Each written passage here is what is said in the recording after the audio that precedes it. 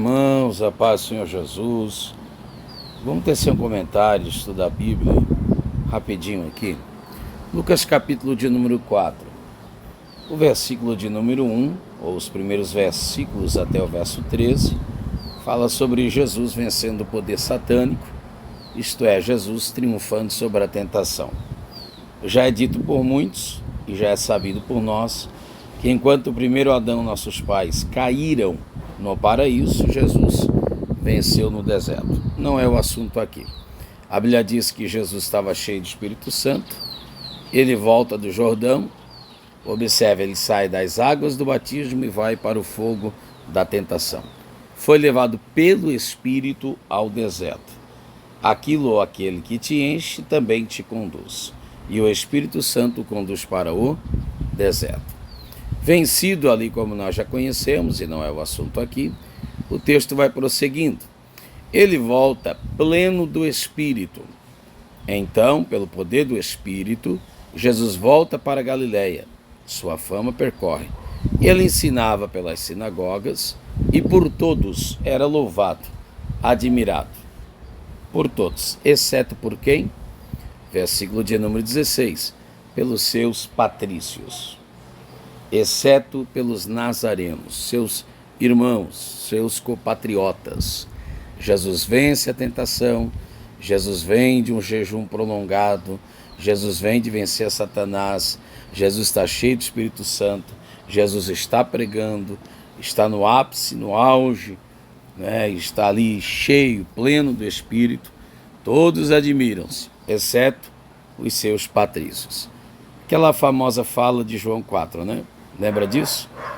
Quando a Bíblia diz-nos que o profeta só não tem honra em um lugar que ele deveria mais ser honrado, na sua própria casa. A Bíblia diz que após isto, olha o que vai acontecer, versículo 28. E todos na sinagoga, ouvindo essas coisas, se encheram de ira. Então a palavra de Jesus, cheio do Espírito, vindo da tentação, causa admiração e pasmos por onde passa. Todos maravilham-se da sua mensagem, exceto os seus patrícios, que estão na sinagoga, cheios de ira. Como é que alguém está no ambiente de paz e está atribulado? Como é que alguém ouve o príncipe da paz e continua atribulado? As palavras de Jesus não tiram a ira de seus corações. E o pior, não apenas a ira do verso 28, a malignidade do verso 29. Levantando-se, o expulsaram da cidade e o levaram até o cume do monte, onde a cidade desses estava edificada, para ali, ou dali, o precipitarem. Malignos, assassinos, iracundos, dentro da sinagoga. Milagrosamente ele, porém, passa pelo meio deles e retira-se. Aí ele desce a Cafarnaum, verso 31, cidade da Galileia, onde futuramente ele vai instaurar, ou instalar aqui, nesse caso, instalar-se, e fazer daqui seu QG. Ele vai para a cidade da Galileia e ele vai ensinar nos sábados, aonde? Na sinagoga. E o que acontece? Os galileus admiram-se da sua doutrina, porque a sua palavra era autoridade. Diferente de gente que está na sinagoga, mas não tem autoridade. Prega nas sinagogas, mas sem autoridade. Cantam na sinagoga, mas sem autoridade. Lembrando-se que a palavra autoridade tem por radical autor. Então quem quiser ter autoridade de verdade, que não tem nada a ver com gritaria, com coisa do tipo, com reclamar para si. Não é imposição. Essa autoridade é uma posição diante de Deus. Quem quiser tê-la, esta autoridade, precisa ter o autor da mesma, a saber, o próprio Deus. A questão é que o verso 33 diz o seguinte: que estava na sinagoga um homem que tinha o espírito de um demônio imundo. E eu quero grifar a expressão estava. Estava na sinagoga de Cafarnaum. Champlin diz: fundamentado em documentos arqueológicos, que essa sinagoga era de pedra de calcária, branca, era uma dos monumentos mais bonitos da região e que media em média de 20 por 15, 21 por 16, 20 por 15 aproximadamente. Fora uma das sinagogas mais frequentadas, famigeradas, uma das sinagogas realmente onde as pessoas mormente visitavam. Hoje, inclusive, quem vai a Israel torna-se um ponto turístico ali. Então, essa sinagoga está recebendo agora o maior pregador de todos os tempos, que não tem apenas a mensagem, que não é apenas um mensageiro, não é apenas o portador de uma mensagem, mas ele é a própria mensagem que o mensageiro, que é ele mesmo, porta.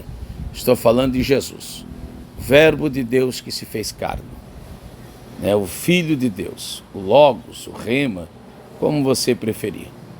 Então, são tantas as atribuições que faltam-nos palavras para poder, todas estas, adjetivá-las como merecidamente, elas merecem ser notoriadas. Agora a questão é essa, eu queria que você grifasse essa expressão, e estava. A Bíblia não diz que chegou na sinagoga. Está chegando um pregador e eu estou visitando a sinagoga. Não. Estava na sinagoga. Tem na sinagoga gente endemoniada. Tem na sinagoga gente irada. Tem na sinagoga gente raivosa.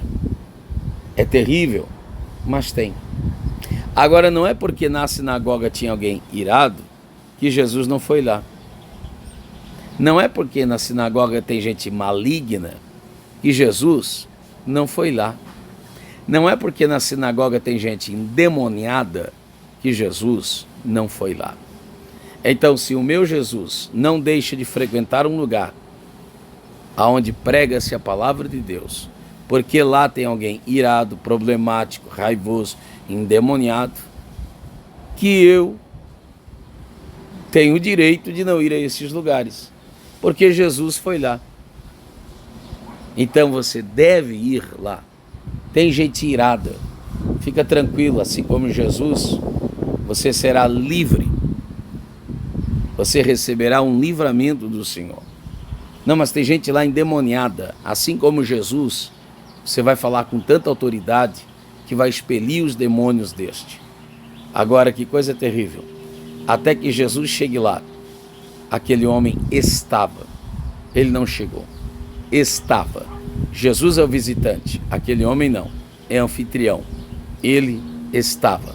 Por quanto mais tempo aquele homem permaneceria ali, com cara de crente, com cara de religioso, com jeito e trejeitos, com comportamento de alguém que frequenta uma sinagoga, porém endemoniados.